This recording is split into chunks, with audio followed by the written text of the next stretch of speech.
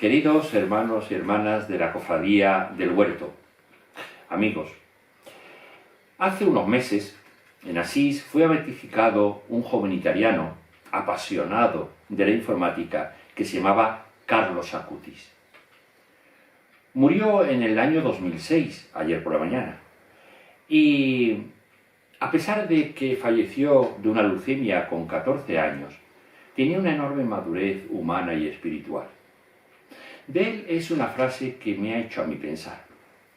Decía, todos nacemos originales, pero algunos mueren como fotocopias. Y ahí está el tema fundamental de nuestra vida. Porque es verdad que somos absolutamente originales, únicos. Nadie ha sido como nosotros anteriormente, nadie es como nosotros en la actualidad, nadie será como nosotros en el futuro. Y al ser únicos significa que somos irreemplazables, cada uno tiene una función en la vida más aparente, más oculta, pero siempre importante, decisiva, puesto que no puede ocupar nadie más que él. Pero esta persona que es única e irreemplazable, resulta que nacemos sin hacer. Somos como aquel que quiere edificar una casa, transformarla en un hogar, y se encuentra que tiene los materiales, el terreno, los ladrillos, el cemento, algún plano, la ilusión, la gana de trabajar, la necesidad. Pero con esos materiales tiene que ponerse a la tarea de decir qué tipo de casa quiere hacer, cómo la va a utilizar, cómo la va a distribuir, cómo la va a habitar, cómo va a transformar lo que puede ser una simple casa en un hogar. Pues así es la vida de todo hombre y toda mujer que viene a este mundo. Pues tenemos los materiales, nuestra biología, somos varón, mujer, más o menos sanos, tenemos nuestro temperamento, tenemos nuestra familia, tenemos nuestra cultura, tenemos la religión que nos transmiten, tenemos una serie de relaciones en las cuales entramos a formar parte, pero todo eso son materiales. Y a través de la vida también se nos va ofreciendo materiales, las etapas de nuestra edad, nuestras etapas profesionales, los hijos, tantas cosas, que en cada momento somos como ese albañil, como ese arquitecto, como esa persona que necesita una casa y que se estará haciendo. Y para contestar algunas preguntas fundamentales. La primera es, ¿quién soy yo? ¿Cuáles son mis metas? ¿Qué medios tengo que poner para ello? Y por lo tanto hay que decir que vivir es elegir. Hay que elegir. Hemos sido creados por Dios libres, somos los gestores de nuestra vida, somos los conductores de nuestro coche, del coche de nuestra vida, y entonces nosotros tenemos que asumir esa responsabilidad. Sí, vivir es decidir. Grandes decisiones en la vida, hay 4 o 5 decisiones, mi vocación, mi pareja, mi trabajo, cómo vivo un momento de enfermedad, cómo vivo un momento de felicidad grande. Pero es que continuamente, consciente e inconscientemente, estamos decidiendo una cosa u otra.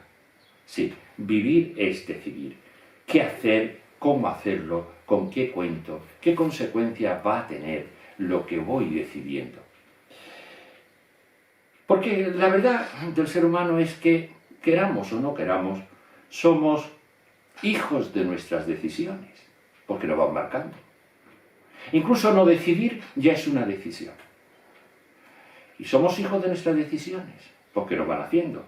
Pero también hay que decir, gracias a Dios, que somos padres de nuestras decisiones.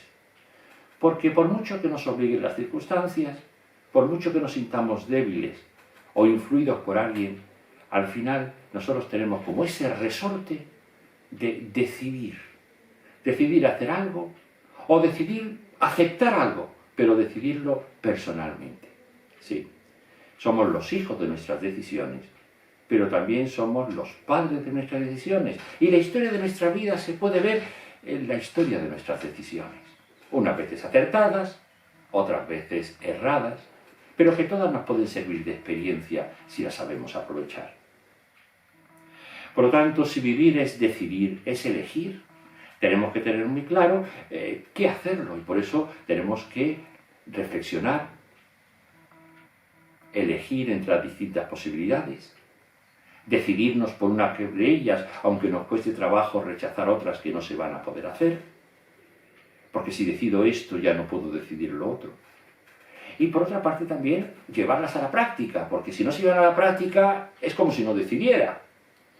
Y después otra cosa que quizás también nos cueste mucho trabajo, evaluar si nuestra decisión ha sido la correcta o no y en qué medida ha sido correcta o equivocada. Y a nadie le gusta pues un poco criticarse a sí mismo y ponerse en verdad, pero es que es necesario para aprender de la experiencia. Sí. Por eso el tema de discernimiento es fundamental. Quien discierne vive plenamente.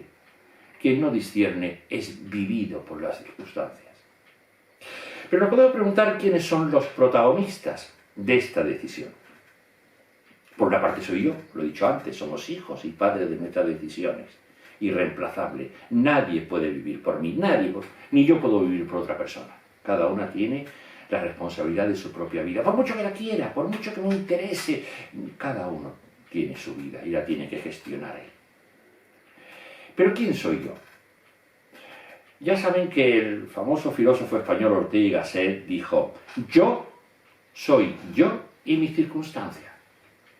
Es decir, cuando me enfoco a mí mismo, cuando me tomo como sujeto de mi vida, tengo que tener en cuenta, por una parte, ese que soy yo, mi mundo interno, mi historia, mi biografía, mis características, pero también tengo que darme cuenta que yo soy el nudo de unas relaciones.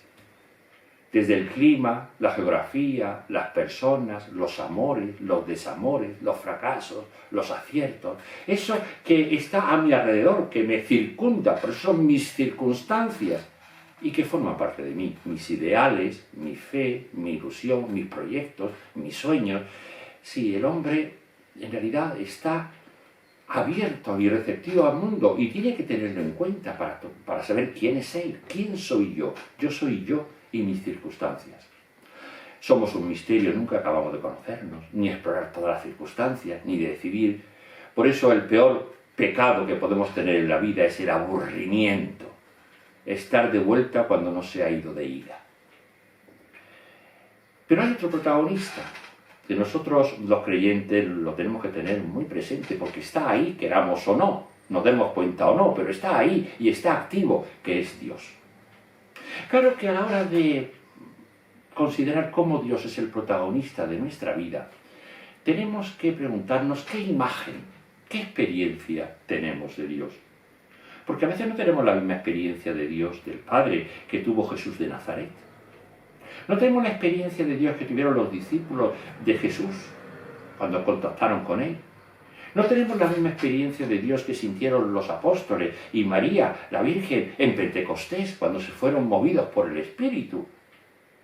¿Qué Dios es nuestro Dios? Tenemos que revisarlo. Porque para algunas personas Dios es el gran ausente. Había una pintada en el famoso Mayo francés que decía: si Dios existe, es su problema. Dios es tan ausente en un mundo, en un universo con tantos millones de galaxias, con estas medidas. ¿Se va a preocupar de mi decisión? ¿De cómo me levanto yo cada mañana? ¿De qué es lo que tengo que hacer? Dios, si existe, tendrá otras cosas que hacer. Y entonces vivimos como si Dios no existiera. O solamente nos acordamos de Él en los momentos que hay una tragedia. Pero eso es manipular a Dios. Eso es no tener una relación. Si yo tengo un amigo al que solo acudo cuando me va mal, me dirá: vaya amigo que soy. Otras personas le pasa exactamente lo contrario. Piensan que Dios es como una persona que tiene marionetas, un artista de marionetas, y va moviendo los hilos. No tenemos espacio para libertad, ni para decidir, ni siquiera para equivocarnos, sino que todo está previsto desde el principio, escrito en los astros, en los horóscopos, en voluntad de Dios, y pase lo que me pase, yo no tengo la culpa, o no tengo la responsabilidad, o no se debe al azar, que también existe, sino que se debe simplemente a que Dios me lo manda directamente. Si viene el autobús, es que me lo ha mandado Dios. Si me ocurre algo, me lo ha mandado Dios. Un Dios que nos asfixia, que no deja espacio para la libertad, para la creatividad, para sentirme hijo adulto suyo. No, ese tampoco es el Dios tal como vemos en el Evangelio. Una tercera falsa imagen de Dios es el Dios tapa agujeros. Bueno, en la vida hay necesidades, hay problemas, yo no asumo mi responsabilidad, yo no cambio lo que tengo que cambiar, yo no decido lo que tengo que decidir, yo no lucho lo que tengo que luchar, yo no pienso lo que tengo que pensar, yo no decido lo que tengo que decidir, sino eso es cosa de Dios. Y si no ocurren las cosas como yo quiero, cómodamente, aquí y ahora, entonces es que Dios no existe, que mal se ha portado conmigo, por qué me pasa esto, etcétera, etcétera, etcétera. Tampoco ese es el Dios de Jesús. Otra imagen falsa de Dios es el Dios castigador, que está con el libro de normas en la mano y con la regla en la otra y diciendo, como te salgas por un lado, por otro, por adelante o por abajo, te pego con la... Y entonces tenemos aquel refrán que mucha gente incluso considera verdad, que lo que gusta o es pecado o engorda. Y entonces Dios será el castigador, el que lleva las cuentas, el que tranquilízate ahora, pero ya llegará el tiempo de que veas lo que cuesta un peine, ya te espero yo para el día del juicio. Ese tampoco es el Dios de Jesús. Basta con abrir el Evangelio y vemos que no es así. Por el contrario, Dios, como dice San Pablo, es el origen, la guía, el guía y la meta de nuestra vida. Origen porque todas nuestras posibilidades, incluso la posibilidad de elegir y de ser libre, nos lo ha dado Él. Pero para que lo utilicemos, para que lo desarrollamos, Él es el guía, el que a través de Jesús y de su Evangelio nos va indicando cómo ser mejor persona, cómo tenemos que asumir la vida con las mismas actitudes de Jesús, cómo tenemos que decidir sobre nuestra vida en lo bueno y en lo malo, como decidió Jesús en Getsemaní, por ejemplo, que es el misterio que vosotros celebráis como titular. Es también la meta, porque lo importante es vivir en comunión con Él y ser contagiados de Él, de su vida y de su plenitud. Y por eso Jesús dirá de sí mismo, ¿quién soy yo para vosotros? Pues soy camino, verdad y vida. Es decir, soy un camino, atención, que tenéis que recorrer vosotros. Yo no puedo recorrerlo por vosotros. El camino está a disposición del caminante. Soy verdad, pero una verdad que tenéis que descubrir vosotros y analizar y discernir. Mientras si se queda en los libros, no sirve para nada. Y soy vida, pero la vida es para vivirla. Para vivir vivideramente y vivificantemente con los demás. La vida no se mete en un frasco. La vida es lo que yo soy viviendo.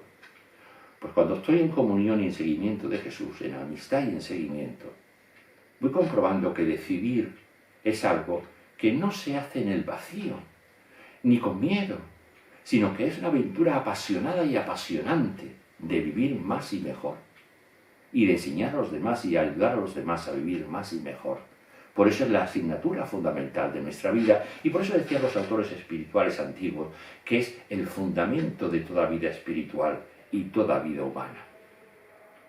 Y tenemos que ver esa capacidad de decidir, de discernir, de escoger, de hacer lo que hemos decidido, de evaluarlo, pues no como el juez que tiene la ley y entonces la aplica al caso concreto, sería muy frío, ni aséptico, sino que tiene que ser como el médico, que ve lo que va bien al enfermo. Yo tengo que ser mi propio médico y decir, ¿qué me va bien? ¿Qué me hace vivir? ¿Qué me hace ser más parecido a Jesucristo? ¿Qué me desarrolla como persona? ¿Qué me hace más benéfico para los demás? ¿Qué me hace más persona, mejor persona? Es que en definitiva escoger es una cosa de amar. Es cuestión de amar. De amar a los que quiero para ofrecerles la vida mejor que puedo. Amar a Dios y responderle lo mejor que puedo. Ser este hijo amado de Dios y amante de Dios. Incluso de un amor correcto a mí mismo, desarrollar mis potencialidades, vivir siendo auténtico, para poder ser sincero, para poder ser coherente. Es decir, poder vivir mi vida y no que me la vivan las circunstancias o las presiones exteriores o las pulsiones interiores sin discernir. Visto esto nos podemos preguntar, ¿pero qué es discernir? Pues según el diccionario de la Real Academia Española, dice, discernir es distinguir una cosa de otra, señalando, la diferencia que hay entre ellas. Comúnmente se refiere a operaciones del ánimo. Y es curioso cómo la Real Academia Española más o menos tiene la misma definición que San Ignacio de Loyola pone en sus ejercicios espirituales, de lo que él llama mociones. Mociones es lo que me mueve por dentro, lo que me conmueve, lo que me remueve, son mis movimientos interiores, son mis afectos, lo que me afecta. O si queréis, en una expresión que se puede quedar más clara, las mociones, eso a lo que se refiere el discernimiento, la materia del discernimiento, aquello que tengo que discernir es qué pasa cuando me pasa lo que me pasa. ¿Qué pasa cuando me pasa lo que me pasa? Porque es curioso, una misma circunstancia, pues pensemos, yo qué sé, una enfermedad, para una persona la vive como una gran desgracia, una enorme desgracia, porque le trunca la vida, la perspectiva, y para otra persona es una gran oportunidad. De pronto descubre que está perdiendo la vida en muchas cosas que no merecen la pena. Que hay que dedicarle tiempo a lo que es importante, empezando por la familia, Dios, uno mismo, y que eso le hace replantearse la vida de otra manera. Y es que no es simplemente lo que pasa, sino qué nos pasa, es decir, qué reacción tenemos afectiva y efectiva, de pensamiento, de acción, pero sobre todo de emoción, de sentimiento, ante lo que pasa por mi vida, ante lo que me pasa. Por lo tanto, yo tengo que discernir qué importancia tiene eso para mí, qué significado, qué peso, qué revela de mí, qué oportunidad me revela, qué dolor se me despierta. Es decir, qué pasa cuando me pasa lo que me pasa. Pero esto además no solamente para analizar el momento presente, pues estoy triste por esta circunstancia, sino que hay que añadir otra visión más profunda. ¿Qué me pasa cuando pasa lo que me pasa? Es decir, las cosas me influyen, positiva o negativamente. Eso que yo siento ante lo que me pasa, pues me va a permitir decidir de una manera o de otra, o me lo va a impedir. Me va a hacer de una manera o de otra. Una enfermedad me puede hacer un buen enfermo, una persona que lucha por su salud, o realmente me puede hacer un enfermizo. ¿En qué me voy convirtiendo cuando reacciono? ¿Cómo reacciono? Y decido a partir de ello. Ese es el discernimiento. Y por eso podemos definir el discernir como el analizar la vivencia junto con el Dios del Evangelio. Esto es lo que me va pasando. Esto es lo que me va pasando. Ahora bien, Dios tiene algo que decir ahí, porque Dios está presente y me está ayudando y me está dando luz y me está dando fuerza y me está dando perspectivas.